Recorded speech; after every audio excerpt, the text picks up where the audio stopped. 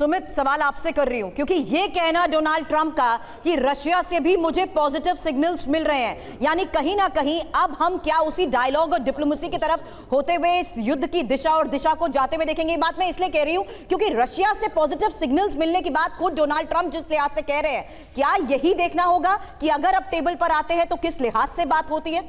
देखिए, अमेरिका के इतिहास में अब लंबे समय के बाद आप देखेंगे कि रूस को लेकर पॉजिटिव साइन कांग्रेस के सामने कहे गए। ये कहा गया कि रूस लगातार मदद कर रहा है, लगातार हमारे साथ कर, तो निश्चित तौर पर ये चीजें बहुत बड़ी हैं और ये इसलिए भी क्योंकि शायद अब जो प्रायोरिटी है वो रूस को ज्यादा दी जाएगी और आप कैसे सेकेंडरी आप कह सकते हैं प्रायोरिटी होगी यूरोप के देश। और यही है कांग्रेस के संबोधन में कि आज ये सेटबैक बड़ा है, खासतौर पे जेलेंस्की से ज्यादा यूरोप के लिए, कि देखिए हमने जेलेंस्की से जो बातें कही, भले ही जेलेंस्की ने इंडिविजुअली उस दिन अपने आप को बड़ा दिखाने के लिए वो सारी चीजें कही हो, लेकिन at the end of the day उन्होंने जेलेंस्की को नल एंड वॉइड भी साबित कर दिया कि आखिरकार जेलेंस्की की तरफ से लेटर लिखा गया, बातचीत करने के लिए खुद कहा गया और जो जो शर्तें अमेरिका ने रखी थी उस पर भी सहमति बन गया। और ये इसलिए भी क्योंकि अमेरिका अब रूस के साथ ज्यादा स्ट्रेटेजिक